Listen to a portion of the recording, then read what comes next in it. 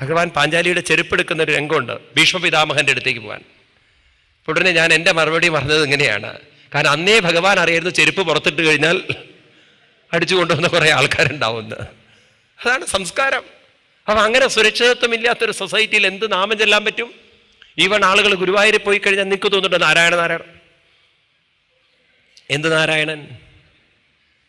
മനസ്സപ്പോഴേക്കും ഡിസ്റ്റർബ്ഡായി. കാരണം സൊസൈറ്റി സുരക്ഷിതമല്ല, ഒരു പീസ്ഫുൾ സൊസൈറ്റി അല്ല. ഇപ്പൊ ഒരു പീസ്ഫുൾ സൊസൈറ്റിയിൽ മാത്രമേ മനുഷ്യന് ഭൗതികവും ആത്മീയവുമായ പുരോഗതി ഇത് ഈ യജ്ഞഭാവന കൊണ്ട് നേടിയെടുക്കണം. How we can change the world എന്ന് ചോദിച്ചു കഴിഞ്ഞാൽ ത്രൂ യജ്ഞഭാവന we can change the world. യജ്ഞഭാവന എന്ന് പറഞ്ഞാൽ അത് ഞാൻ വീണ്ടും വീണ്ടും ചോദിക്കാൻ കാരണം നിങ്ങളെ മനസ്സിൽ ഉറപ്പിക്കണം. യജ്ഞഭാവന എന്ന് പറഞ്ഞാൽ നികൃഷ്ടമായത് എടുത്താലും ഉത്കൃഷ്ടമായത് പ്രകടിപ്പിക്കണം. അത് നമ്മൾ പരിശീലിപ്പിച്ചെടുക്കണം. ഞാൻ മറ്റൊരാളെ വാക്കുകൊണ്ടോ പ്രവൃത്തി കൊണ്ടോ വേദനിപ്പിക്കില്ല. ഇത് നമ്മൾ പരിശീലിപ്പിച്ചെടുത്തു കഴിഞ്ഞാണല്ലോ മനസ്സിനൊരു വലിയൊരു പരിവർത്തനം വരും എന്ന് ഭഗവാൻ പറയാണ്. എന്നിട്ട് ഭഗവാൻ അടുത്ത ശ്ലോകത്തിൽ പറയുന്നു, അത് വളരെ പ്രധാനപ്പെട്ട ശ്ലോകമാണ്. ഭഗവാൻ കള്ളൻ എന്ന് ചിലരെ വിളിക്കുകയാണ്. ആരാണ് ഈ കള്ളൻ? ഇഷ്ടാൻ ഭോഗാൻ ഹിവോ ദേവാ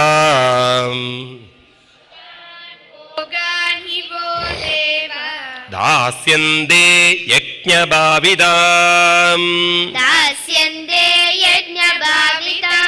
തൈർദത്താന പ്രദായേഭ്യം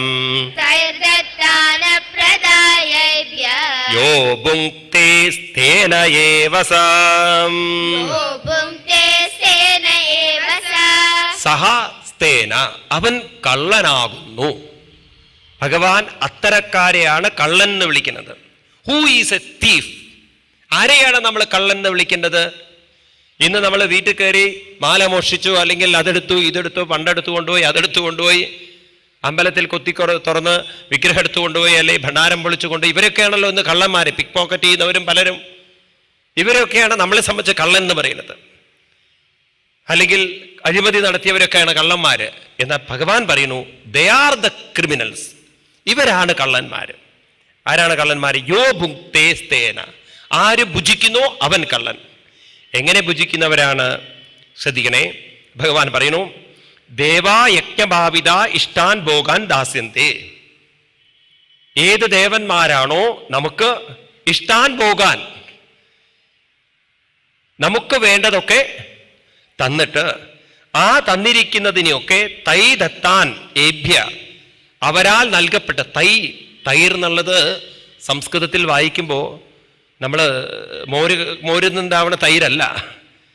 സംസ്കൃതം അറിയാത്തവർ ശ്രദ്ധിക്കണം. തൈ രണ്ട് കൊത്താണത്. തൈ എന്നുള്ളതിന് അവരാൽ നൽകപ്പെട്ടിരിക്കുന്ന ദത്തമായിരിക്കുന്നതൊക്കെ, ആ തന്നിരിക്കുന്നതൊക്കെ യോ ഭുങ്ക്തേ, ആര് എടുത്തു വെച്ച് ഭുജിക്കുന്നുവോ, ഷെയർ ചെയ്യാതിരിക്കുന്നുവോ, സസ്തേന ഏവസ, അവനാണ് കള്ളൻ. ആരാണ് കള്ളൻ? തനിക്ക് കിട്ടിയിരിക്കുന്നത് തൻ്റെ സ്വാർത്ഥതയ്ക്ക് വേണ്ടി മാത്രം എടുത്തു വെക്കുന്നവരാണ് കള്ളൻ എന്ന് പറയുന്നത്. ഷെയറിങ് മൈൻഡ് ഇല്ലാത്തവരൊക്കെ കള്ളന്മാരാണ്. വെറുതെ അല്ല ഭഗവാൻ ചിലരുടെയൊക്കെ ജീവിതം ദുരിതാക്കി തരുന്നത്. അപ്പൊ കള്ളൻ എന്നൊക്കെ പറയുമ്പം നമ്മളിലേക്കൊന്ന് നോക്കുക, ഭഗവാനെ ഞാനൊരു കള്ളനാണോ എന്ന്. അപ്പം നമ്മളൊക്കെ ഒരു കള്ളന്മാർ തന്നെയാണ്. കാരണം പലതും നമുക്ക് തന്നിട്ടുണ്ട്, അതൊക്കെ നമ്മൾ എടുത്തു വയ്ക്കുകയാണ്, അതൊക്കെ നമ്മൾ പങ്കുവയ്ക്കാൻ നമ്മൾ പഠിക്കണം. അപ്പോൾ കള്ളൻ ആരാണ്? എന്തിനാ നിങ്ങൾ അടുത്ത ആളെ നോക്കുന്നത്? കള്ളൻ എന്ന് പറഞ്ഞപ്പോൾ അടുത്തിരിക്കുന്ന ആളല്ല കള്ളൻ. ആരാണോ കിട്ടിയതിനെ എടുത്തു വെച്ചിട്ട് പങ്കുവെക്കാതിരിക്കുന്നത് അവരൊക്കെ കള്ളന്മാർ തന്നെയാണ്. എളുപ്പമാണ് മറ്റുള്ള ഒരാളെ നോക്കാൻ. ഓ നീ തന്നെയാ കള്ളൻ. അത് സൗകര്യമാണല്ലോ നമുക്ക്. നമ്മുടെ സ്വഭാവങ്ങളൊക്കെ അത്ഭുതം തന്നെയാണേ. അപ്പോൾ ഇത് പരിശീലിച്ചെടുക്കണം, മനസ്സിലാക്കിയിരിക്കണം. ഏത് പരിശീലിക്കണം? കള്ളനാവാനല്ല, അത് വേഗം സാധിക്കുന്നത്. അപ്പം നമ്മൾ മനസ്സിലാക്കണം എന്തൊക്കെയാണ് നമുക്ക് ദേവന്മാർ തന്നിരിക്കുന്നത്. നമുക്ക് ഓരോന്ന് നമ്മൾ നോക്കുമ്പോൾ അത്ഭുതങ്ങളാണ്. നമുക്ക് കാഴ്ച തന്നിട്ടുണ്ട് അല്ലേ? എത്രയോ ആളുകൾക്ക് കാഴ്ചയില്ലാത്തവരുണ്ട്. അപ്പം നല്ലത് കാണാനുള്ളൊരു കഴിവ്, നല്ലത് ചെയ്യാനുള്ളൊരു കഴിവ്. അപ്പം ഈ കാഴ്ചയുള്ളത് കൊണ്ട് നമുക്ക് പ്രകൃതിയെ സുന്ദരമാക്കി വെക്കാനുള്ളൊരു കഴിവുണ്ട്. ഈ പ്രകൃതിയെ നമ്മൾ സുന്ദരമാക്കി വെക്കണം. ഇപ്പം നമ്മുടെ വീടിനായാലും ചുറ്റുപാടായാലും അത് നമ്മളൊരു സുന്ദരമാക്കി വെക്കണം. നമ്മൾ പരിശീലിച്ചെടുക്കേണ്ട ഒരു കാര്യമാണത്. കണ്ണുകൊണ്ട്, കൈകൾ നമുക്ക് തന്നിട്ടുണ്ട് ഇല്ലേ? നമ്മളെ കൊണ്ട് കഴിയുന്ന ഒരു ചെറിയൊരു സേവനമെങ്കിലും നമുക്ക് കൊടുക്കാൻ സാധിച്ചാൽ തീർച്ചയായിട്ടും നമുക്കും വേണ്ടി ഏതോ കൈകൾ കാത്തിരിക്കും. ഇതുപോലെ നമുക്ക് വാക്കുകൾ തന്നിട്ടുണ്ട്, നമുക്ക് ബുദ്ധി തന്നിട്ടുണ്ട്, ഇങ്ങനെ അനവധി അനവധി ഉപകരണങ്ങൾ നമുക്ക് തന്നിട്ടുണ്ട്. അവരാൽ നൽകപ്പെട്ടിരിക്കുന്ന കഴിവുകളൊക്കെ കേവലം നമ്മുടെ സ്വാർത്ഥതയ്ക്ക് വേണ്ടി സമ്പത്ത് നേടിക്കൊണ്ട് വീടും വെച്ച് അതിൻ്റെ ഉള്ളിൽ മാത്രം ഒതുങ്ങിക്കൂടി ജീവിക്കാനാണ് നമ്മൾ ശ്രമിക്കുന്നതെങ്കിൽ നമ്മളൊക്കെ കള്ളന്മാരാണ്. അപ്പം നമ്മൾ പങ്കുവെക്കാൻ പഠിക്കണം. കേവലം ഇത് സമ്പത്ത് മാത്രം പങ്കുവെക്കുന്നതിനെ അല്ല പറയുന്നത്, ഈവൻ നമുക്ക് കിട്ടിയിരിക്കുന്ന അറിവുകളെയും കഴിവുകളെയും ഒക്കെ നമ്മൾ പങ്കുവെക്കണം. ഇത് നമ്മൾ പങ്കുവെക്കും തോറും, മനുഷ്യ സംസ്കാരത്തിൻ്റെ ഒരു പ്രത്യേകത എന്താ അറിയോ, പങ്കുവെക്കും തോറും വളർന്ന് വികസിക്കുന്നതാണ്. അതൊക്കെ നമ്മുടെ അനുഭവമാണ്. നമ്മൾ ഈ ഭാഗവതമൊക്കെ പറയുമ്പോൾ തോറുണ്ടല്ലോ, ഭഗവത്ഗീതയൊക്കെ പറയും തോറും നമ്മുടെ അണ്ടർസ്റ്റാൻഡിങ് കൂടിക്കൂടി വരികയാണ്. ഒരിക്കൽ ആദ്യം വായിച്ച പോലെയല്ല പിന്നീട് ഭാഗവതം രണ്ടാമത് വായിക്കുമ്പോൾ, പിന്നെ വായിച്ചതുപോലെയല്ല മൂന്നാമത് വായിക്കുമ്പോൾ. പലരും ചോദിക്കാറുണ്ട്, എന്താ സ്വാമി നിങ്ങൾ ടോട്ടലി ഇൻ്റർപ്രിട്ടേഷൻ മാറിപ്പോകുന്നല്ലോ, പുതിയ പുതിയ രീതിയിൽ വ്യാഖ്യാനങ്ങൾ വരും. കാരണം നമ്മൾ അണ്ടർസ്റ്റാൻഡിങ് വ്യത്യാസം വരും, നമ്മുടെ വ്യാഖ്യാനങ്ങൾ വ്യത്യാസം വരണം. അപ്പം അതെങ്ങനെ സാധിക്കുള്ളൂ? നമ്മൾ കൊടുക്കും തോറും പ്രയോജനം മറ്റുള്ളവരെക്കാൾ കൂടുതൽ നമുക്ക് തന്നെയാണ്. നമ്മളാണ് വികസിക്കുന്നത്. എടുത്തു വെക്കും തോറും നമ്മൾ ചുരുങ്ങുകയാണ്. അതുകൊണ്ടാണ് നോക്കൂ, നമ്മുടെ നാട്ടിൽ പണ്ഡിതന്മാർ ഒരുപാടുണ്ട്, എത്രയോ പ്രൊഫസേഴ്സ് ഉണ്ട്, എത്രയോ ഡോക്ടർമാരുണ്ട്, എത്രയോ ഹൈലി ക്വാളിഫൈഡ് ഉണ്ട്. പക്ഷെ അവരെയൊന്നും ഗ്രേറ്റ് ആയിട്ട് ആരും കണക്കാക്കുന്നില്ല. കാരണം അവരവരുടെ സ്വാർത്ഥതയ്ക്ക് വേണ്ടി ജീവിച്ച് അവരുടെ നോളജും സ്കില്ലും അവർ കുറെ പണം ഉണ്ടാക്കി ഒരു വീട് വെച്ച് ജീവിച്ചു. Who cares them? ആരവരെ കെയർ ചെയ്യണു? ഒരു പുഴു ചത്തുപോകുന്ന വിലയാണ് അവസാനം അവർ ചത്തുപോകുന്നത്. ഇപ്പൊ റീസെന്റ് നമ്മൾ കണ്ടു മൈക്കിൾ ജാക്സൺ. അയാൾ എന്തൊക്കെ ചീത്ത വശങ്ങൾ ഉണ്ടെങ്കിലുണ്ടല്ലോ, അയാളിൽ ചില ഗ്രേറ്റ്നെസ് ഉണ്ട്. എത്രയോ ഓർഫനേജിന് വേണ്ടി അദ്ദേഹം പാടിയിട്ട് ഡൊണേഷൻ കോടിക്കണക്കിന് രൂപ കൊടുത്തിട്ടുണ്ട്. എത്രയോ ഓൾഡ് ഏജ് ഹോമുകൾക്ക് വേണ്ടി അദ്ദേഹം പാടിയിട്ട് എത്രയോ ഡൊണേഷൻ കൊടുത്തിട്ടുണ്ട്. നല്ല വശങ്ങളുണ്ട് അയാളിൽ. അതുകൊണ്ടാണ് മില്യൺ ഓഫ് ആളുകൾ അയാൾക്ക് വേണ്ടി ലാസ്റ്റ് കരയുന്നത്. There are some great things. അപ്പൊ ഇവിടെയൊക്കെ നമുക്ക് കാണുന്നത്, നമ്മൾ കൊടുക്കും തോറും പ്രയോജനം നമുക്ക് തന്നെ, നമ്മൾ ഷെയർ ചെയ്യും തോറും നമുക്കാണ് പ്രയോജനം. അതുകൊണ്ട് ഷെയറിങ് മെന്റാലിറ്റി ഇല്ലാത്തവരെയാണ് ഭഗവാൻ കള്ളൻ എന്ന് വിളിച്ചത്. ഇനി നിങ്ങൾ സ്വയം ചോദിക്കൂ, നമ്മൾ കള്ളനാണോ? അടുത്താളെ നോക്കണ്ട, നമ്മളെ തന്നെ ഉള്ളിലേക്ക് നോക്കിയാൽ മതി. കൊടുക്കാൻ പഠിക്കുക. സമൂഹം അങ്ങനെയാണ് നന്നാവുന്നത്. മനസ്സിലായില്ലേ? സമൂഹം നന്നല്ല എന്ന് പറഞ്ഞു കഴിഞ്ഞാൽ അർത്ഥം അവിടെ എന്തില്ല, അതിൻ്റെയൊക്കെ ഒരു സേവനങ്ങൾ.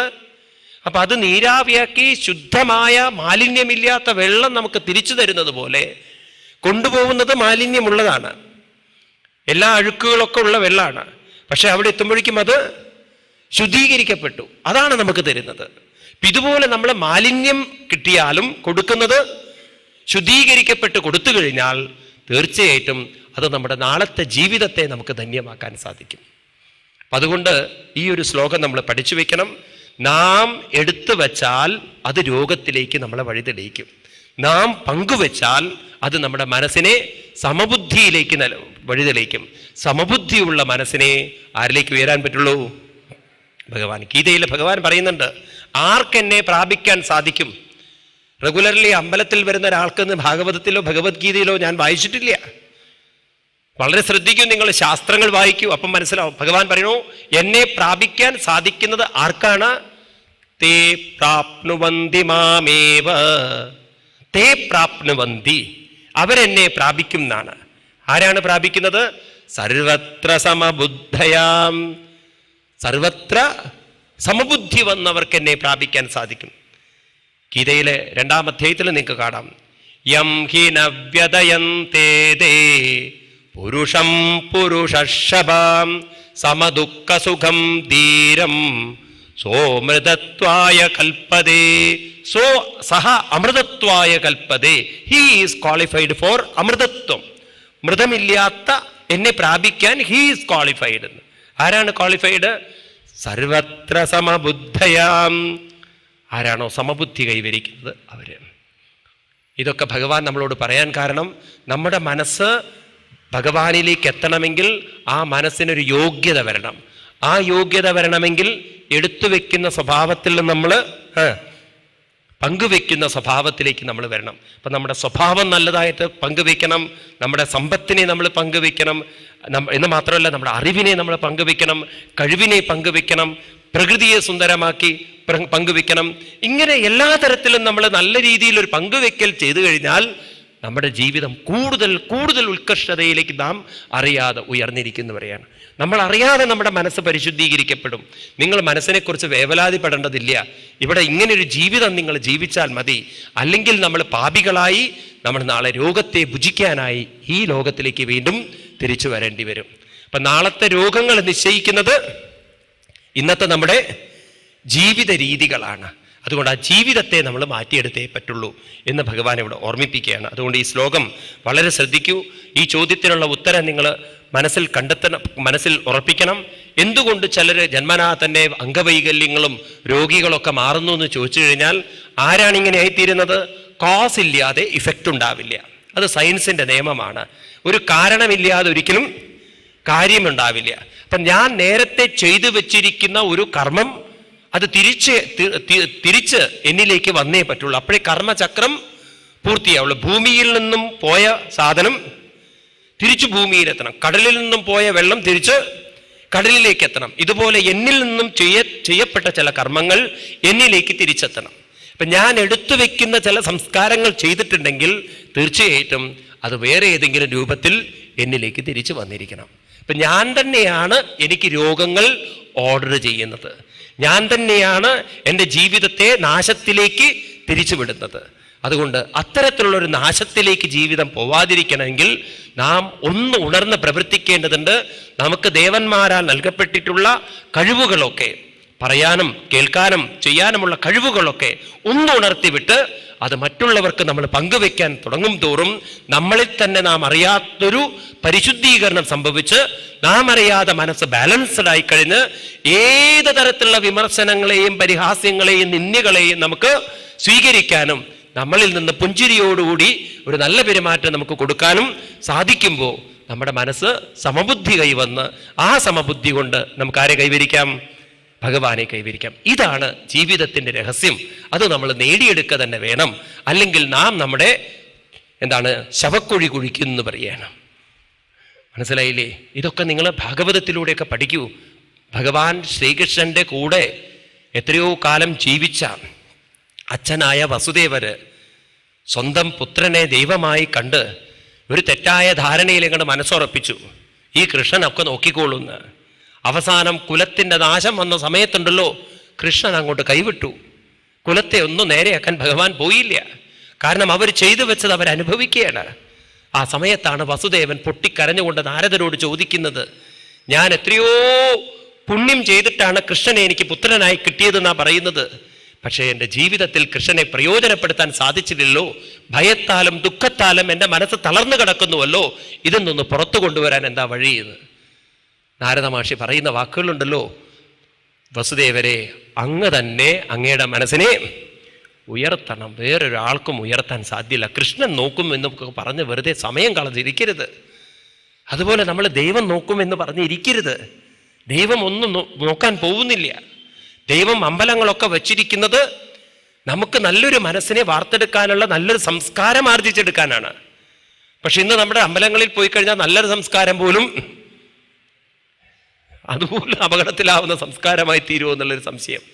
നോക്കൂ നിങ്ങൾ. അപ്പം അതൊക്കെ ഒരു തിരിച്ചറിഞ്ഞ് നമുക്ക് മാറ്റം വരുത്തിയേ പറ്റുള്ളൂ. എങ്കിലേ നമ്മുടെ ജീവിതത്തിലൊരു ഉത്കൃഷ്ടത വരുള്ളൂ എന്ന് മനസ്സിലാക്കിക്കൊണ്ട് ഇനി ഭഗവാൻ 2 ശ്ലോകങ്ങൾ പറയുന്നുണ്ട്. എങ്ങനെയാണ് പ്രകൃതിയിൽ ഈ യജ്ഞ സംസ്കാരം നടക്കുന്നത് എന്നുള്ളത് ഭഗവാൻ പറയുന്നു. അന്നാൽ ഭവന്തി ഭൂതാനി പർജന്യാദന്ന സംഭവം യജ്ഞാത് ഭവതി പർജന്യ യജ്ഞകർമ്മ സമുദ്ഭവം കർമ്മ ബ്രഹ്മോദ്ഭവം വിദ്ധി ബ്രഹ്മാക്ഷര സമുദ്ഭവം തസ്മാത് സർവഗതം ബ്രഹ്മ നിത്യം യജ്ഞേ പ്രതിഷ്ഠിതം. ഈ ശ്ലോകം പ്രധാനപ്പെട്ട 2 ശ്ലോകങ്ങളാണ്. ഇത് മനഃപ്പാഠം പഠിക്കണം നിങ്ങൾ. ഗീതയിലെ ചില ശ്ലോകങ്ങളൊക്കെ നമ്മുടെ മനസ്സിൽ പതിക്കുന്നത് നല്ലതാണ്. ഒന്നുകൂടി ഞാൻ വായിക്കാം. അന്നാദ് ഭവന്തി ഭൂതാനി പർജന്യാദ് അന്ന സംഭവം യജ്ഞാൽ ഭവതി പർജന്യം യജ്ഞകർമ്മ സമുദ്ഭവം കർമ്മ ബ്രഹ്മോദ്ഭവം വിദ്ധി ബ്രഹ്മാക്ഷര സമുദ്ഭവം തസ്മാത് സർവഗതം ബ്രഹ്മ നിത്യം യജ്ഞേ പ്രതിഷ്ഠിതം. സർവഗതം ബ്രഹ്മ. ഈശ്വരൻ എന്ന് പറയുന്നത് അരൂപിയാണ്, അദൃശ്യനാണ്, അവ്യക്തനാണ്. സർവഗതം എല്ലായിടത്തും നിറഞ്ഞിരിക്കുന്നവനാണ്. എല്ലായിടത്തും നിറഞ്ഞിരിക്കുന്ന ഭഗവാനെ ഹൗ വി ക്യാൻ പെർസീവ്, എങ്ങനെ നമുക്ക് കാണാൻ സാധിക്കും? എങ്ങനെയെങ്കിലും ഒരു രീതിയിൽ ഭഗവാൻ മാനിഫെസ്റ്റ് ചെയ്യണമല്ലോ, എങ്കിലേ നമുക്ക് ഭഗവാനെ പെർസീവ് ചെയ്യാൻ പറ്റൂ, കാണാൻ പറ്റുള്ളൂ. ഭഗവാൻ പറയണു, വിഗ്രഹത്തിലൂടെയല്ല എന്നെ കാണേണ്ടത്, എന്നെ കാണേണ്ടത് നിത്യം യജ്ഞേ പ്രതിഷ്ഠിതം. എന്നെ നിങ്ങൾ കാണേണ്ടത് യജ്ഞഭാവനയിൽ കാണുമെന്നാണ്, യജ്ഞത്തിലൂടെ എന്നെ കാണുമെന്നാണ്. ഭഗവാൻ എന്ന് പറയുന്നത് സർവവ്യാപിയാണെങ്കിൽ ആ സർവവ്യാപിയായിരിക്കുന്ന ഭഗവാന്റെ സാന്നിധ്യത്തെ നമ്മൾ, പ്രസൻസിനെ നമ്മൾ ഫീൽ ചെയ്യേണ്ടത് യജ്ഞത്തിലൂടെയാണ്. അപ്പൊ എന്താ നമ്മൾ മനസ്സിലാക്കേണ്ടത്? എവിടെ നല്ല പെരുമാറ്റങ്ങളുണ്ടോ അവിടെ ആരുടെ സാന്നിധ്യമുണ്ട്? ഭഗവാന്റെ സാന്നിധ്യമുണ്ട്. അമ്പലത്തിലെ വിഗ്രഹത്തിൽ എൻ്റെ സാന്നിധ്യം കാണൂന്നല്ല ഭഗവാൻ പറഞ്ഞ് പഠിപ്പിക്കുന്നത് ഹിന്ദുക്കളെ. അപ്പൊ നമ്മൾ നല്ല രീതിയിൽ ഒരാളോട് പെരുമാറുന്ന സമയത്ത് നമ്മളിലൂടെ ആരുടെ സാന്നിധ്യമാണ് പ്രകടമാവുന്നത്? നിങ്ങൾ ഭഗവാനെയാണ് പ്രകടമാക്കുന്നത്. അപ്പോൾ നമ്മൾ, അതുകൊണ്ടാണ് ഭഗവാൻ ഗീതയിലുണ്ടല്ലോ ആസുരീ സമ്പത്തും ദൈവീക സമ്പത്തെന്നും പറയുന്നത്. ആസുരീ സമ്പത്ത് നമ്മളിൽ നിന്നും തെറ്റായിട്ടുള്ള സംസ്കാരങ്ങൾ പുറത്തു വരുന്ന സമയത്ത് ആസുരീ സമ്പത്ത് ഭഗവാൻ പറയുന്നു ആസുരീം ബന്ധായ, അത് നിങ്ങളെ ബന്ധിക്കും. എപ്പോ നിങ്ങളിൽ നിന്ന് നല്ല സംസ്കാരങ്ങൾ പുറത്തു വരുന്നോ ദൈവീ സമ്പത്ത് വിമോക്ഷായ, ദൈവീ സമ്പത്ത് നമ്മളെ കൂടുതൽ കൂടുതൽ ഉന്നതിയിലേക്ക് നയിക്കും. അപ്പൊ തീർച്ചയായിട്ടും ഭഗവാനെ നമ്മൾ എവിടെ കാണാൻ ശ്രമിക്കണം? ഉറപ്പിച്ചു വെക്കണേ, ഭഗവാനെ നമ്മൾ കാണേണ്ടത് യജ്ഞഭാവനയിൽ കാണണം, യജ്ഞത്തിൽ കാണണം. അല്ലാതെ വിഗ്രഹത്തിൽ കാണൂ എന്നല്ല ഗീത പഠിപ്പിക്കുന്നത്. ആണോ? ആ ശ്ലോകം നോക്കൂ നിങ്ങൾ. തസ്മാത് സർവഗതം ബ്രഹ്മ. മനസ്സിലാവില്ലേ? തസ്മാത്, അതുകൊണ്ട്. ഞാൻ ആ ശ്ലോകം മുഴുവൻ പിന്നീട് പുഴുമിപ്പിക്കാം, എങ്കിലും ഇത് ഓർത്തു വെക്കൂ നിങ്ങൾ. സർവഗതം ബ്രഹ്മ. സർവഗതം എന്ന് പറഞ്ഞാൽ അർത്ഥാവില്ലേ? എല്ലായിടത്തും വ്യാപിച്ചിരിക്കുന്ന ബ്രഹ്മം എന്ന് പറഞ്ഞാൽ എന്താ അർത്ഥം? നമുക്ക് കണ്ണുകൊണ്ട് കാണാൻ സാധിക്കാത്ത അദൃശ്യമായ, അവ്യക്തമായ, അരൂപമായ ആ ബ്രഹ്മത്തെ, ഈശ്വരനെ എങ്ങനെ നമുക്ക് കാണാൻ സാധിക്കും? യജ്ഞേ പ്രതിഷ്ഠിതം. നിത്യം യജ്ഞേ പ്രതിഷ്ഠിതം. ഭഗവാൻ പ്രസന്റ് ആണ്. എവിടെ? അൺമാനിഫെസ്റ്റഡ് ആയിരിക്കുന്ന ഒരു ഭഗവാൻ മാനിഫെസ്റ്റഡ് ആയിരിക്കുന്നത്, നമുക്ക് കാണാൻ, പെർസീവ് ചെയ്യാൻ പറ്റുന്ന രൂപത്തിൽ നിൽക്കുന്നത് യജ്ഞത്തിലാണ്. മനസ്സിലാവുന്നുണ്ടല്ലോ? അതുകൊണ്ടാണ് ഭഗവാൻ ഇത്രയും നേരം യജ്ഞത്തിനെ എടുത്ത് ഇങ്ങനെ പറഞ്ഞു കൊണ്ടുവന്നത്. അപ്പം അതുകൊണ്ട് നമ്മൾ വളരെ ശ്രദ്ധിക്കൂ. The more you give, the more the God is expressing through you. അതുകൊണ്ടാണ് നമ്മുടെ പൂർവികന്മാരുണ്ടല്ലോ ദൈവസങ്കല്പങ്ങൾ വെച്ചപ്പോൾ മാതൃദേവോ ഭവ, പിതൃദേവോ ഭവ, ആചാര്യദേവോ ഭവ, അതിഥി ദേവോ ഭവ. ഇവരിലൊക്കെ സംസ്കാരങ്ങൾ വരുമ്പം ഇവരൊക്കെ ആരായി തീർന്നു? ഈശ്വരന്മാരെ തുല്യരായി തീർന്നു അല്ലേ? ഗുരുർ ബ്രഹ്മ ഗുരുർ വിഷ്ണു. ഗുരുവിനെയാണ് ആദ്യം വെച്ചത്, പിന്നെയാണ് ബ്രഹ്മ വിഷ്ണു മഹേശ്വരന്മാരെയൊക്കെ വെച്ചത്. ഇപ്പൊ ഗുരു എന്ന് പറഞ്ഞു കഴിഞ്ഞാൽ അർത്ഥം സന്യാസിമാരെന്നല്ല അർത്ഥം. ഗുരു എന്ന് പറഞ്ഞാൽ മറ്റുള്ളവരുടെ ഗുരുവല്ല പറയുന്നത്. ഗുരു ആരാ? ഗുരു. ഇതൊക്കെ ഒന്ന് മനസ്സിലാക്കി വെക്കണേ. ഗു എന്ന ശബ്ദത്തിന് അന്ധകാരം, അവിവേകം. രു എന്ന് പറഞ്ഞാൽ അത് മാറ്റുന്നവൻ. അപ്പൊ മറ്റുള്ളവരുടെ അന്ധകാരം മാറ്റുന്നവരൊക്കെ ഗുരുക്കന്മാരാണ്. അന്ധകാരം എന്ന് പറഞ്ഞാൽ അവിവേകം, അജ്ഞത, ദുഃഖം, വിഷമം, ഇങ്ങനെയുള്ളതൊക്കെ. അപ്പൊ നിങ്ങൾ ഒരാളുടെ ദുഃഖം മാറ്റി അവർക്ക് സന്തോഷം കൊടുക്കുന്നുവെങ്കിൽ നിങ്ങളൊരു ഗുരുവാണ്. അപ്പൊ നിങ്ങളിൽ ഈശ്വരന്റെ സാന്നിധ്യമാണ് പ്രകടമാവുന്നത്. പിന്നെ നമ്മുടെ പെരുമാറ്റങ്ങളൊക്കെ നമ്മൾ അങ്ങനെയാക്കി മാറ്റുമ്പോൾ നമ്മളിലൂടെ കൂടുതൽ ആര് പ്രകടമാവും? ഈശ്വരൻ. ഇനി നിങ്ങളാണ് തീരുമാനിക്കേണ്ടത്, ഈശ്വരൻ പ്രകടമാവണോ അതോ ഡാഷ് ഡാഷ് ഡാഷ് ഡാഷ്. നിങ്ങൾ തീരുമാനിക്കുക. മനസ്സിലായില്ലേ? അപ്പൊ നോക്കൂ, പെരുമാറ്റത്തിലാണ് ആര് പ്രകടമാവേണ്ടത്? യജ്ഞഭാവനയോടുകൂടി യജ്ഞഭാവനയിൽ ജീവിക്കുന്നവരിലൂടെ ഭഗവാനാണ് പ്രകടമാവുന്നത്. ഭഗവാൻ ഒരു വലിയൊരു വിഷണറി ആയിരുന്നു. ശ്രീകൃഷ്ണ ഭഗവാൻ ഗീത പറയുന്ന സമയത്ത് കേവലം അർജുനനെ യുദ്ധോന്മുഖനാക്കലായിരുന്നില്ല ലക്ഷ്യം. അർജുന, നീ ഒരു ക്ഷത്രിയനാണ്, യുദ്ധം ചെയ്യൽ നിന്റെ ധർമ്മമാണ്. ഇത്രയും കാലം നീ ചെയ്തതൊക്കെ ആയുധവിദ്യകൾ പഠിക്കലായിരുന്നു. ഈ ക്രൈസിസ് നീ ഫേസ് ചെയ്യണം, യുദ്ധം ചെയ്യണം. ഇങ്ങനെ പറഞ്ഞ് അർജുനനെ യുദ്ധോന്മുഖൻ ആക്കൽ മാത്രമായിരുന്നില്ല കൃഷ്ണന്റെ ലക്ഷ്യം. ഭഗവാൻ അതിനും ആഴത്തിലിറങ്ങിച്ചെന്ന് ഒരു മനുഷ്യ ജീവിതത്തിലുണ്ടാകുന്ന സകല പ്രശ്നങ്ങളെയും നമുക്ക് കാണിച്ചു തന്ന് ഈ ഭവിഷ്യത്തുക്കളിൽ നിന്നൊക്കെ നമ്മളെ പുറത്തു കൊണ്ടുവരില്ല. ഭഗവാൻ കുറേയും കൂടി ആഴത്തിലേക്കാണ് ഇറങ്ങിച്ചെല്ലുന്നത്. അപ്പൊ ഭഗവാൻ നമ്മളോട് പറയുന്നു, ജീവിതത്തിൽ ഒരു കാര്യം നിങ്ങൾ ശ്രദ്ധിക്കണം. എന്താണത്? ഒന്നാമത്തത്, നാം നമുക്ക് കിട്ടിയിരിക്കുന്ന കഴിവുകളെയെല്ലാം വേണ്ട വിധത്തിൽ പ്രയോജനപ്പെടുത്തിയില്ലെങ്കിൽ അല്ലെങ്കിൽ പ്രയോഗിച്ചിട്ടില്ലെങ്കിൽ പിന്നീട് നമുക്ക് കുറ്റബോധം നമ്മളെ വേട്ടയാടും. അതുപോലെ തന്നെ നമ്മളെക്കാളും കഴിവുള്ളവരെ കാണുമ്പോൾ നാം നമ്മുടെ കഴിവുകളെ വേണ്ട വിധത്തിൽ വളർത്തിയെടുത്തില്ലെങ്കിൽ അസൂയയും വിദ്വേഷവും നമ്മുടെ ഉള്ളിൽ നിറയും, ദുഃഖം നിറയും. അതുപോലെ തന്നെ നമ്മുടെ ജീവിതത്തിൽ ജീവിതം മുന്നോട്ട് പോകുന്ന സമയത്ത് വേണ്ടതെല്ലാം വേണ്ട സമയത്ത് ചെയ്യാതിരുന്നാൽ നമ്മുടെ ജീവിതത്തിൽ വേണ്ട രീതിയിലൊക്കെ നമുക്ക് പ്രകടമാവാൻ സാധിച്ചില്ലെങ്കിൽ ഇനി എന്ത് സംഭവിക്കും എന്നതിനെക്കുറിച്ച് നമുക്കൊരു ഭയമൊക്കെ വരും. ഈ മനുഷ്യ മനസ്സിൽ അടിഞ്ഞുകൂടുന്ന കുറ്റബോധം, ദുഃഖം, ഭയം, ഇതിന്നൊക്കെ മനസ്സിനെ മുക്തമാക്കണം. അതിനെന്ത് വേണം?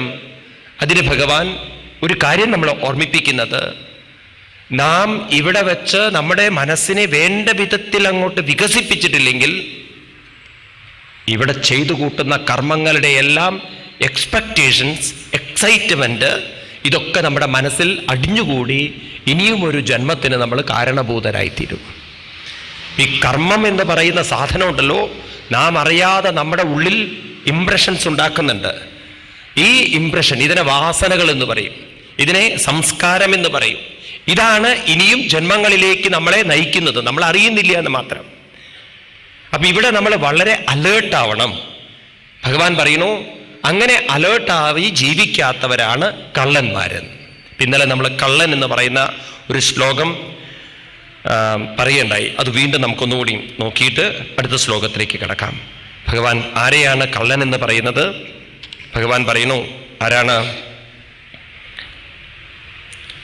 ഇഷ്ടാൻ ഭോഗാൻ ഹിവോ ദേവാ, ഇഷ്ടാൻ ഭോഗാൻ ഹിവോ ദേവാ ദാസ്യന്തേ യജ്ഞഭാവിതാം, ദാസ്യന്തേ യജ്ഞഭാവിതാ തൈർദത്താനപ്രദായൈഭ്യം, തൈർദത്താനപ്രദായൈഭ്യം യോ ഭുങ്ക്തേസ്തേന ഏവ സാം, യോ ഭുങ്ക്തേസ്തേന ഏവ സാം. ഭഗവാൻ വലിയൊരു സത്യം നമ്മളെ ഓർമ്മിപ്പിക്കുകയാണ്.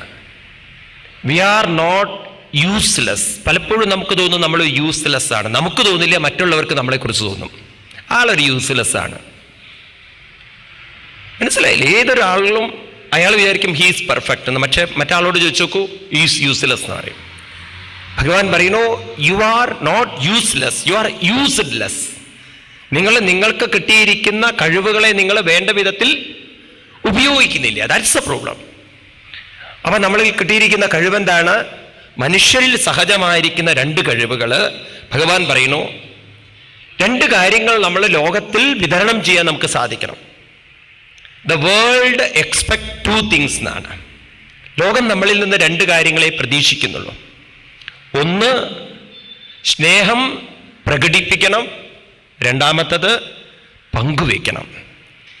ഒന്ന് കെയറിങ് ആണ്, 2 ഷെയറിങ് ആണ്. ഇത് നമ്മൾ വേണ്ട വിധത്തിൽ ചെയ്തിട്ടില്ലെങ്കിൽ, നാം സ്വാർത്ഥരായി ജീവിക്കാൻ ഇടവന്നാൽ, തനിക്ക് കിട്ടിയിരിക്കുന്ന കഴിവുകളെ എല്ലാം അവൻ അടക്കി വെച്ച് അവൻ സ്നേഹത്തിന് വേണ്ടി കൈനീട്ടി ജീവിച്ചാൽ അവനെയാണ് എന്ത് വിളിക്കുന്നത്? കള്ളൻ എന്ന് വിളിക്കുന്നത്. ഇപ്പൊ instead of expressing, if he expect, he is thief എന്നാണ്. അപ്പൊ നമ്മൾ ജീവിതത്തിൽ വലിയൊരു സത്യമായിട്ട് നമ്മൾ കൊണ്ടു നടക്കണം. നമ്മൾ ആരിൽ നിന്നും പ്രതീക്ഷിക്കാനല്ല വന്നിരിക്കുന്നത്, നമ്മൾ എല്ലാവർക്കും കൊടുക്കാനാണ് വന്നത്. എന്താ നമ്മൾ കൊടുക്കേണ്ടത്? സ്വാമി, ഞാൻ നല്ലോണം കൊടുക്കാറുണ്ട് എന്ന് കൈകൊണ്ടേ. എന്താ കൊടുക്കാൻ വന്നിരിക്കുന്നത്? 2 കാര്യങ്ങളാണ്. ഒന്ന്, സ്നേഹം പ്രകടിപ്പിക്കണം. 2, ഉള്ളതിനെ നമ്മൾ പങ്കുവയ്ക്കണം. ഇതാണ് ലോകത്തിന് ആവശ്യം. ഈ പ്രപഞ്ചം നിൽക്കുന്നത് തന്നെ കെയറിങ്ങിലും ഷെയറിങ്ങിലുമാണ്. നോക്കൂ, നിങ്ങൾ പ്രകൃതിയുടെ ഒരു അനുഗ്രഹം. ഭൂമിയിൽ പെയ്യുന്ന വെള്ളമെല്ലാം ഭൂമി സംരക്ഷിച്ച് നിർത്തുന്നു, നമുക്ക് വേണ്ടി ഷെയർ ചെയ്യുന്നു. അതെങ്ങാനും ഭൂമിയുടെ അടിത്തട്ടിലേക്ക് എങ്ങാനും ഭൂമി വലിച്ചെടുത്താൽ കുടിക്കാൻ വെള്ളം കിട്ടുമോ? മരുഭൂമികളില്ലേ ഇവിടെ? അവിടെയൊന്നും വെള്ളമില്ലല്ലോ. അപ്പം ഭൂമി അതിനെ മുഴുവൻ വലിച്ചെടുക്കാതെ അതിനെ പിടിച്ചു നിർത്തി നമുക്ക് വേണ്ടി അതിനെ കെയർ ചെയ്ത് നമുക്ക് തിരിച്ചു തരുന്നു. ഇതുപോലെ തന്നെ നിങ്ങൾ വായുവിലേക്ക് നോക്കൂ. നമുക്ക് ആകാശത്തിനപ്പുറത്തും കടന്നു കഴിഞ്ഞാൽ, ആകാശത്തിന് അതീതമായി പോയാൽ വായുവില്ലാത്ത സ്ഥലമുണ്ട്, ശൂന്യാകാശമുണ്ട്. ഈ വായു എല്ലാം അങ്ങോട്ട് പോയാലോ? ഇപ്പം മറ്റു ഗ്രഹങ്ങളിലൊക്കെ വായു ഉണ്ടോ എന്ന് പോലും ശാസ്ത്രജ്ഞന്മാർ സംശയിക്കുന്നുണ്ടല്ലോ. അപ്പം നമുക്കിവിടെ ശ്വസിക്കാനുള്ള വായു ആ പ്രൊപ്പോർഷൻ അതിൻ്റെ രീതിയിൽ നിൽക്കുന്നു. കൂടുതൽ ഹൈഡ്രജൻ ആയി കഴിഞ്ഞാൽ നമുക്ക് ശ്വസിക്കാൻ പറ്റില്ല, ഉണ്ടോ? അപ്പോൾ ഓക്സിജനും എല്ലാം അതിൻ്റെ പ്രൊപ്പോർഷനായിട്ട് നിന്ന് നമുക്ക് ശ്വസിക്കാൻ വേണ്ടിയിട്ട് ഭൂമി നമ്മളെ, ഈ പ്രകൃതി നമ്മളെ കെയർ ചെയ്യുന്നില്ലേ? പ്രകൃതി നമുക്ക് വേണ്ടത് ഷെയർ ചെയ്യുന്നില്ലേ? ഇപ്പൊ പ്രപഞ്ച വ്യവസ്ഥ എന്ന് പറയുന്നത് തന്നെ കെയറിങ്ങും ഷെയറിങ്ങും ആണ്. ഇത് നമ്മൾ പ്രാക്ടീസ് ചെയ്ത് ഉണ്ടാക്കിയെടുക്കണം. ഇതാണ് കൾച്ചർ എന്ന് പറയുന്നത്. നമ്മൾ ഉണ്ടാക്കണം. അത് പലപ്പോഴും ഉണ്ടല്ലോ, ഇന്നത്തെ ജീവിത രീതിയിൽ പലർക്കും സാധിക്കുന്നില്ല. അതുകൊണ്ടാണ് വീടുകളിലൊക്കെ പ്രശ്നം. വീടുകളിൽ വേണ്ട വിധത്തിൽ സ്നേഹം പ്രകടിപ്പിക്കില്ല, വേണ്ട വിധത്തിൽ പങ്കുവെക്കില്ല. അപ്പം അങ്ങനെയൊക്കെയുള്ള പ്രശ്നങ്ങൾ വരുമ്പോഴാണ് ദുഃഖങ്ങളും പ്രശ്നങ്ങളും. ഒരു ആള് വന്നിട്ട് മാനേജരോട് പറഞ്ഞു, എൻ്റെ വീട്ടിലെന്നും പ്രശ്നമാണെന്ന്. എന്താ പ്രശ്നം? എൻ്റെ ഭാര്യയ്ക്ക് എന്ത് കിട്ടിയാലും മതിയാവുന്നില്ല. എന്നും അവൾ 1000 തരൂ, 2000 തരൂ, 3000 തരൂ, 4000 തരൂ, എനിക്ക് സമാധാനം ഇല്ല എന്ന്. അപ്പം ഇവൾക്ക് എന്തിനാ കാശ് എന്ന്? എന്തിനാ എനിക്കറിയില്ല എന്ന്. അപ്പോൾ പിന്നെ കാശ് അവൾക്ക് നിങ്ങൾ കൊടുക്കുന്നതോ? ഞാൻ കൊടുക്കാറില്ല, അത് തന്നെയാണ് പ്രശ്നം എന്ന്. അപ്പോൾ കൊടുത്താലല്ലേ കാര്യമുള്ളൂ. 5 പൈസ കൊടുക്കാറില്ല. അപ്പം ഇങ്ങനെയൊക്കെ നമുക്ക് കാണാം പലയിടത്തും. അപ്പം ചില വീടുകളിൽ കാണാം, കുട്ടികൾ പറയാം, അച്ഛൻ എന്നോട് സ്നേഹമില്ല എന്ന്. അപ്പം അച്ഛന് സ്നേഹമില്ല എന്ന് പറയാൻ കാരണം, അച്ഛൻ രാവിലെ ആയാൽ ജോലിക്ക് പോയി, രാത്രിയായാൽ തിരിച്ചു വന്നു, പിന്നെ ഊണ് കഴിച്ചു, ആള് കിടന്നുറങ്ങി. മക്കളുണ്ടോ എന്നുള്ള വിചാരം പോലും സൺഡേ ആണ് അയാൾ അറിയുന്നത്. ഇവിടെയൊക്കെയാണ് നമ്മൾ ജീവിതത്തിൽ മാറ്റം വരുത്തേണ്ടത്. ഇപ്പം ഈ വീട്ടിൽ അച്ഛനമ്മമാരൊക്കെ ഉണ്ടെങ്കിൽ കുറച്ച് നേരമൊക്കെ കുട്ടികളുടെ കൂടെ ഇരുന്ന് തമാശകളും കാര്യങ്ങളൊക്കെ പറയുമ്പം ഒരു രസമുണ്ട് ജീവിതത്തിന്. നിങ്ങൾ വിചാരിക്കരുത് ഈ പുസ്തകം മാത്രമാണ് ജീവിതം എന്നുള്ളത്. അതൊക്കെ ഈ TV വരെ കാരണം ഉണ്ടല്ലോ, മനുഷ്യ ജീവിതത്തിൽ ഒരുപാട് മാറ്റങ്ങൾ ഉണ്ടായിപ്പോയി. ആർക്കും ആരുടെയും മുഖത്തേക്ക് നോക്കാൻ പോലും പറ്റുന്നില്ല. ഇന്നിപ്പോൾ മക്കളും അച്ഛനും വർത്തമാനം പറയുന്ന TV-യിലേക്ക് നോക്കിയിട്ടാ. രണ്ടുപേരും TV-യുടെ മുന്നിലിരിക്കും. അച്ഛൻ പറയും, നീ എപ്പോഴാണ് വന്നത് എന്ന്. അവനും TV-യുടെ അതിലേക്ക് നോക്കിയിട്ടാ, ഞാൻ വൈകുന്നേരമാണ് വന്നത്. ഇന്നെന്തൊക്കെയായിരുന്നു അച്ഛനിപ്പം എന്തിനൊക്കെ അറിയുന്നത്. ഒരു വീട്ടിലങ്ങനെ സംഭവം ഉണ്ടായി. അച്ഛൻ ഒരു ബാങ്ക് ഉദ്യോഗസ്ഥനായിരുന്നു. അപ്പം ഇദ്ദേഹം ഈ ഭാഗവതോ ഭഗവത്ഗീത എവിടെയൊക്കെ കേട്ടിട്ട് അദ്ദേഹം ഒരു തീരുമാനിച്ചു ഇനി മാറ്റിയിട്ട് കാര്യം സ്വഭാവം എന്ന്. കാരണം കുട്ടികളോടൊന്നും നല്ല രീതിയിലൊന്നല്ല പെരുമാറും, വളരെ റഫായിട്ടാണ് പെരുമാറുന്നത്. കുട്ടികളെ വിളിക്കുന്നതിനെ ഡാ ഇവിടെ വാ, എടി ഇവിടെ വാടി, ഇങ്ങനെയൊക്കെ വിളിക്കുക. അപ്പോൾ ഇദ്ദേഹം വിചാരിച്ചു ഇനിയൊക്കെ സോഫ്റ്റായിട്ട് വിളിക്കാം, സ്നേഹം പ്രകടിപ്പിച്ച് അങ്ങോട്ട് വിളിക്കാം. അന്ന് അയാൾ വീട്ടിലെത്തിയിട്ട് ഇവിടുത്തെ ഗീത കേട്ടിട്ടല്ലേ, ഇനിയിപ്പോൾ അത് വിചാരിച്ചിട്ട് നിങ്ങളിന്ന് മാറ്റാൻ പോകണ്ട.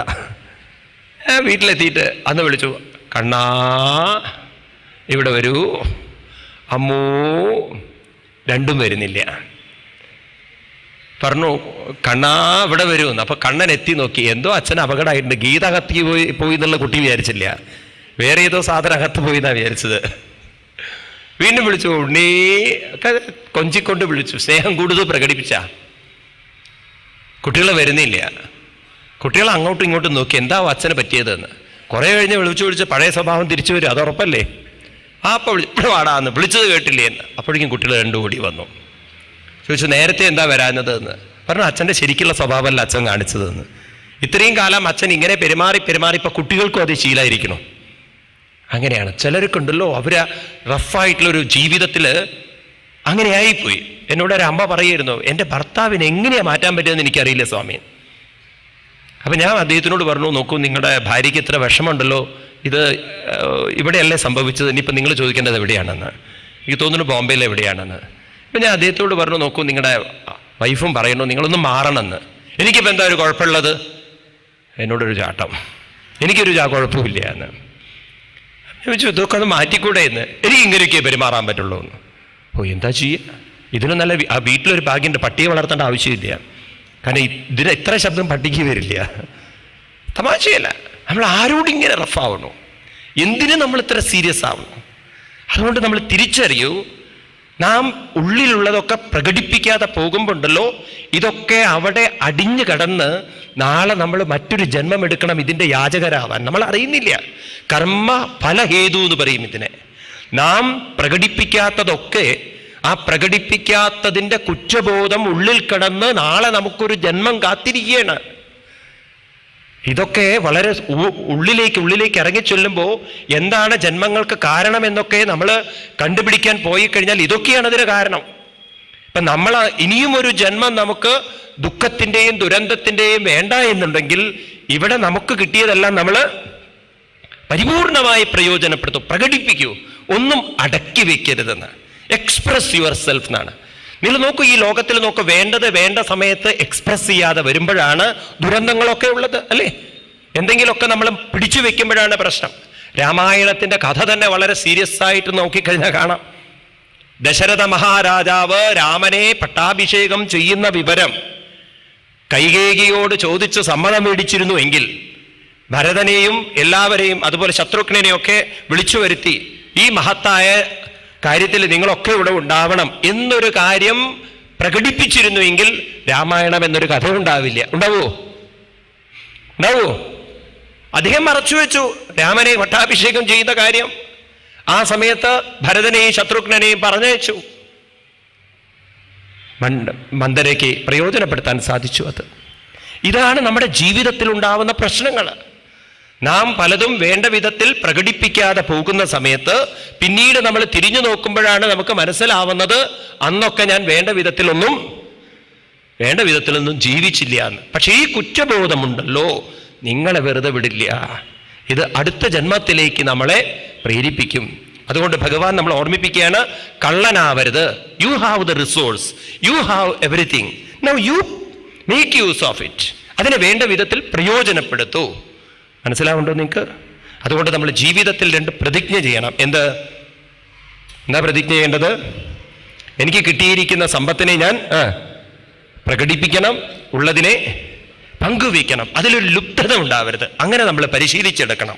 എങ്കിൽ നമ്മൾ കള്ളനാവാതെ ഉയർന്നിരിക്കുന്നു പറയാണ്. എന്നിട്ട് ഭഗവാൻ പറഞ്ഞു, അതുകൊണ്ട് അർജുന, ഇനി നീ ജീവിതത്തിൻ്റെ സത്യം മനസ്സിലാക്കേണ്ടത്, നിനക്ക് കിട്ടിയിരിക്കുന്നതൊക്കെ നീ പങ്കുവച്ചാൽ, മറ്റുള്ളവരെ സന്തോഷിപ്പിച്ചാൽ, അങ്ങനെ പരസ്പരം എല്ലാവർക്കും ഒരു ശ്രേയസ്സിലേക്ക് ഉയരാൻ സാധിക്കും. കാരണം പ്രകൃതിയുടെ നിയമം നാം പങ്കുവെക്കുമ്പോൾ മറ്റുള്ളവരും പങ്കുവെക്കും. അങ്ങനെയല്ലേ? ഒരാൾ നന്നായി പെരുമാറിക്കഴിഞ്ഞാൽ മറ്റുള്ളവരും നന്നായി പെരുമാറും. ഒരാൾ റിസർവ് ചെയ്ത് കഴിഞ്ഞാൽ മറ്റുള്ളവരും റിസർവ് ചെയ്യും. അതാണ് നമ്മൾ കാണേണ്ടത്. നിങ്ങൾ ഒരാളോട് സംസാരിക്കുന്ന സമയത്ത് അയാൾ നിങ്ങളോട് സംസാരിക്കും. ഉണ്ടോ ഇല്ലയോ? ദേവാൻ ഭാവയതാനേന. അപ്പം നമ്മൾ ഇതൊക്കെ വളരെ മനസ്സിലാക്കിക്കൊണ്ട് നമ്മുടെ ജീവിതത്തിലൊരു മാറ്റം നമ്മൾ വരുത്തിക്കഴിഞ്ഞാൽ ലോകത്തെ നമുക്ക് മാറ്റാൻ സാധിക്കും. എനിക്ക് മനസ്സിലായിട്ടുള്ളത്, പലരും ചോദിക്കാറുണ്ട് ഈ ലോകം എങ്ങനെയാണ് മാറ്റുക. ലോകം മാറ്റാനുള്ള വഴി എന്താ? വഴി അവനവനെ മാറ്റുക എന്നുള്ളത്.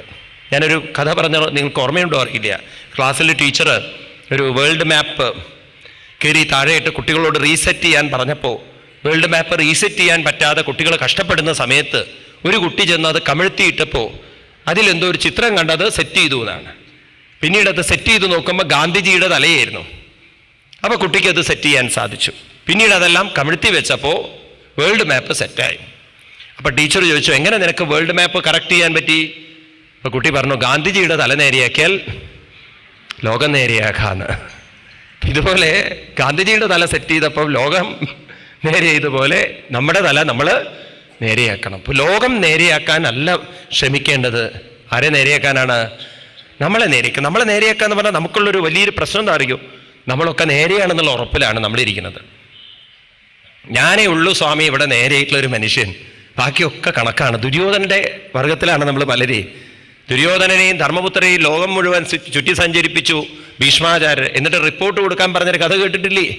ദുര്യോധനൻ പറഞ്ഞ റിപ്പോർട്ട്, ഈ ലോകത്തിൽ ഒരേ ഒരു നല്ല മനുഷ്യനേ ഉള്ളൂ, അത് ഞാനാ. ധർമ്മപുത്രനാണെങ്കിൽ കൊടുത്ത റിപ്പോർട്ട്, ഈ ലോകത്തിൽ എല്ലാവരും നല്ലവരാണ്, ആകെ ചീത്തയായിട്ടുള്ള ഒരാള് ഞാനാണ്. ആ ഒരു വിചാരം, എനിക്ക് ഇനിയും പെർഫെക്ഷൻ ഉണ്ടാവേണ്ടതുണ്ട്, എനിക്ക് ഇനിയും മാറ്റങ്ങൾ ഉണ്ടാവേണ്ടതുണ്ട്. അത് ഇന്ന് ഏറ്റവും വലിയൊരു വിഷമം എന്താ അറിയോ? നമ്മുടെ തെറ്റുകൾ ഒരാൾ പറഞ്ഞു തരുന്നത് വലിയ വിഷമാണ്.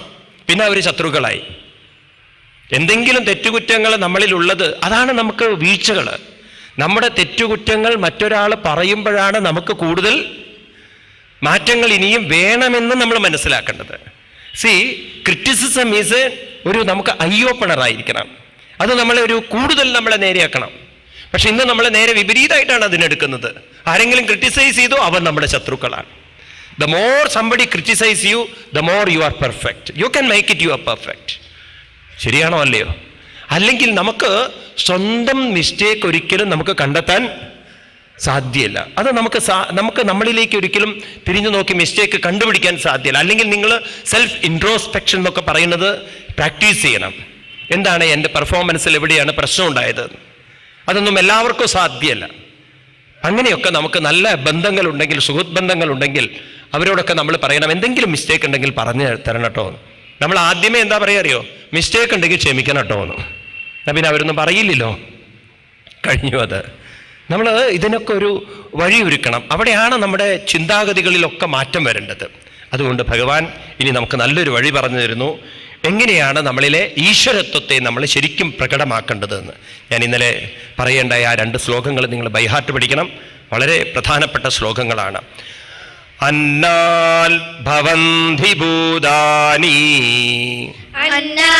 ഭവന്തി ഭൂതാനി പർജന്യാദന്ന സംഭവം പർജന്യാദന്ന സംഭവം യജ്ഞാൽ ഭവതി പർജന്യം യജ്ഞാൽ ഭവതി പർജന്യം യജ്ഞകർമ്മ സമുദ്ഭവം യജ്ഞകർമ്മ സമുദ്ഭവം യജ്ഞകർമ്മോദ്ഭവം വിദ്ധി യജ്ഞകർമ്മോദ്ഭവം വിദ്ധി കർമ്മ ബ്രഹ്മോദ്ഭവം വിദ്ധി കർമ്മ ബ്രഹ്മോദ്ഭവം വിദ്ധി ബ്രഹ്മാക്ഷര സമുദ്ഭവം ബ്രഹ്മാക്ഷര സമുദ്ഭവം തസ്മാത് സർവഗതം ബ്രഹ്മ തസ്മാത് സർവഗതം ബ്രഹ്മ നിത്യം യജ്ഞേ പ്രതിഷ്ഠിതം.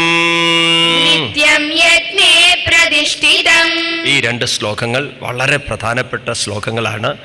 എല്ലാ ശ്ലോകങ്ങളും പ്രധാനപ്പെട്ടതാണ്. ഇവിടെ നമുക്ക് ഈശ്വരീയത എന്താണെന്ന് ഭഗവാൻ വ്യക്തമാക്കി തരികയാണ്. ഇന്നലെ ഞാൻ നിങ്ങളോട് പറഞ്ഞു, ഭഗവാൻ എന്ന് പറയുന്നത് അൺമാനിഫെസ്റ്റഡ് ആണ്. എല്ലാ മതങ്ങളും സമ്മതിക്കുന്ന ഒരു തത്വമാണ്. ഈശ്വരൻ എന്ന് പറയുന്നത് രൂപങ്ങൾക്ക് അതീതനാണ്. ഈശ്വരൻ ഒരിക്കലും രൂപത്തിലൂടെ ആയിക്കൂടാ. എന്താ രൂപത്തിലൂടെ ആയിക്കൂടാ എന്ന് പറഞ്ഞാൽ കാരണം രൂപങ്ങളെല്ലാം കാലദേശങ്ങളിൽ പരിമിതമാണ്. എന്ത് കാലത്തിൽ പരിമിതമാണോ അതിനെല്ലാം ജനനമുണ്ട്, നിലനിൽപ്പുണ്ട്, അവസാനം മരണമുണ്ട്. അതായത് സൃഷ്ടി സ്ഥിതി ലയം അതിന് ബാധകമാണ്. അതുകൊണ്ടാണ് ഭട്ടതിരിപ്പാട് നാരായണീയം തുടങ്ങുമ്പോൾ തന്നെ ഭഗവാനെ വർണ്ണിക്കുമ്പോൾ സാന്ദ്രാനന്ദാവബോധാത്മകമനുപമിതം കാലദേശാവധിഭ്യാം നിർമുക്തം നിത്യമുക്തം. കാലദേശാവധിഭ്യാം നിർമുക്തം. ഭഗവാൻ കാലത്തിൽ നിന്നും ദേശത്തിൽ നിന്നും മുക്തമാണ്. അപ്പൊ ഭഗവാൻ എന്ന് പറയുന്നത് കാലാതീതനാണ്, ദേശാതീതനാണ്, രൂപാതീതനാണ്. അതുകൊണ്ടാണ് സർവത്ര നിറഞ്ഞിരിക്കുന്നവൻ, അവ്യക്തൻ, അചിന്ത്യൻ, അരൂപൻ എന്നൊക്കെയാണ് നമ്മുടെ ഋഷിമാര് വിളിച്ചിരിക്കുന്നത്. ഭഗവാനെ അങ്ങനെയൊക്കെയാണ് ശാസ്ത്രത്തിൽ നമുക്ക് 2-ാം അധ്യായം ഗീതയിൽ നോക്കിക്കഴിഞ്ഞാൽ കാണാം. അതൊക്കെ ഭഗവാൻ അങ്ങനെയാണ്. അപ്പൊ അങ്ങനെ അചിന്ത്യനായ, അരൂപനായ, അവ്യക്തനായ ഭഗവാനെ ഹൗ വി ക്യാൻ പെർസീവ്, നമുക്ക് എങ്ങനെ അനുഭവിക്കാൻ സാധിക്കും, എങ്ങനെ കാണാൻ പറ്റും? ഇന്ന് നമ്മൾ കാണുന്നത് വിഗ്രഹത്തിലൂടെയാണ്. മനസ്സിലാവുണ്ടോ നിങ്ങൾക്ക്? കാണാൻ സാധിക്കാത്ത ഭഗവാനെ നമുക്ക് എങ്ങനെയാണ് കാണാൻ സാധിക്കും? ഭഗവാൻ പറയുന്നു നിത്യം യജ്ഞേ പ്രതിഷ്ഠിതം. ഭഗവാനെ നമ്മൾ കാണേണ്ടത്, അറിയേണ്ടത്, അനുഭവിക്കേണ്ടത് ഏതിലൂടെ ആയിരിക്കണം? യജ്ഞത്തിലൂടെയാണ്. അതായത് ഭഗവാൻ മാനിഫെസ്റ്റ് ചെയ്യുന്നത് യജ്ഞത്തിലൂടെയാണ്. അതുകൊണ്ടാണ് നമ്മുടെ ഋഷീശ്വരന്മാര് യജ്ഞത്തിന് വളരെ പ്രാധാന്യം കൊടുത്തിരിക്കുന്നത്. മനസ്സിലാവുന്നുണ്ടല്ലോ? അപ്പൊ എന്താ യജ്ഞം എന്നുള്ളത് ഒന്നുകൂടി ഈ 2 ശ്ലോകത്തിലൂടെ നമുക്ക് നോക്കാം. ഭഗവാൻ പറയുന്നു അന്നാത് ഭവന്തി ഭൂതാനി. ഭൂതാനി അന്നാത് ഭവന്തി. മനസ്സിലാവില്ലേ? ഭൂതങ്ങളൊക്കെ വളർന്ന് വികസിച്ച് വരുന്നത് ഇതിലൂടെയാണ്, അന്നത്തിലൂടെയാണ്. ഇപ്പൊ നമ്മുടെയൊക്കെ ശരീരം കടപ്പെട്ടിരിക്കുന്നത് കുറെ അന്നങ്ങളോടാണ് അല്ലേ? എത്രയോ ഇഡ്ലിയും, എത്രയോ സാമ്പാറും, എത്രയോ ചോറും, അതാണെന്നിപ്പോ നമ്മുടെ ശരീരത്തിൽ മുഴുവൻ നിറഞ്ഞിരിക്കുന്നത്. അന്നാത് ഭവന്തി ഭൂതാനി. ഇനി ഈ അന്നം എവിടുന്ന് വരുന്നു? അന്നസംഭവം എവിടുന്ന് വരുന്നു? പർജന്യാത്. പർജന്യം എന്ന് പറഞ്ഞാൽ വെള്ളത്തിൽ നിന്ന്, മഴയിൽ നിന്ന്. അപ്പൊ വെള്ളത്തിൽ നിന്നാണ്, വെള്ളമുള്ളത് കൊണ്ടാണ് അന്നം വരുന്നത് എന്ന് പറഞ്ഞു കഴിഞ്ഞാൽ വെള്ളമുണ്ടെങ്കിലേ ചെടികളൊക്കെ ഉണ്ടാവാൻ സാധിക്കുകയുള്ളൂ. ഇനി പറയുന്നു ഈ പർജന്യം എവിടുന്ന് വരുന്നു? പർജന്യം യജ്ഞാദ്ഭവതി. എവിടുന്ന് വരുന്നു? യജ്ഞത്തിൽ നിന്ന്. അത് നമുക്ക് നോക്കാം, അർത്ഥം നോക്കാം. ഇനി യജ്ഞം എവിടുന്ന് വരുന്നു? കർമ്മ സമുദ്ഭവ. കർമ്മങ്ങളുടെ ഒരു സമുദ്ഭവമാണ്, കൂട്ടായ്മയാണ്. ഇനി കർമ്മം എവിടുന്ന് വരുന്നു? കർമ്മം ബ്രഹ്മോദ്ഭവം വിദ്ധി. എവിടുന്ന് വരുന്നു? ബ്രഹ്മത്തിൽ നിന്ന് ഉദ്ഭവിച്ചതാണ്. ഇനി ബ്രഹ്മമാണെങ്കിലോ, ബ്രഹ്മം എന്ന് പറയുന്നത് അക്ഷരം ബ്രഹ്മ. ഈ ബ്രഹ്മമാണെങ്കിലോ സർവഗതം ബ്രഹ്മ. എവിടെ ഇരിക്കണോ?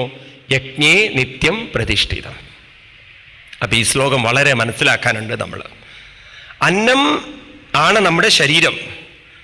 അന്നം വന്നിരിക്കുന്നത് വെള്ളത്തിൽ നിന്നാണ്. അവിടെ നിന്ന് നമുക്ക് നോക്കാം. ഇന്നത്തെ ആധുനിക ബയോളജി സമ്മതിക്കുന്ന ഒരു കാര്യം, എല്ലാ ജീവജാലങ്ങളുടെയും ഉൽപ്പത്തി വെള്ളത്തിലൂടെയാണ്. മനുഷ്യനായാലും ബീജം വെള്ളമാണ്, അണ്ടവും വെള്ളമാണ്. ഒരു വിത്തിന് മുളച്ചു വരണമെങ്കിലും എന്ത് വേണം? വെള്ളം വരണം. ഈ കൊതുകുകള്, ബാക്ടീരിയകൾ, ഫംഗസുകൾ, ഇതിനും വേണം വെള്ളം. വേണോ? ഒരു മുട്ടയിൽ ഒരു കുഞ്ഞിന്, പക്ഷിക്കുഞ്ഞിന് വളരണമെങ്കിൽ അതിലും വെള്ളം വേണം. അപ്പൊ ഏത് ജീവജാലത്തിൻ്റെയും ഉൽപ്പത്തി ഇതിലൂടെയാണ്? വെള്ളത്തിലൂടെയാണ്. സമ്മതാണല്ലോ. ഇനി വെള്ളം, അത് നമ്മൾ ഒന്നുകൂടി സൂക്ഷ്മമായി നോക്കിക്കഴിഞ്ഞാൽ അതും ഇന്നത്തെ ആധുനിക ശാസ്ത്രം സമ്മതിക്കുന്നു, അത് 2 ഗ്യാസുകൾ അല്ലെങ്കിൽ വായു ചേർന്നതാണ്.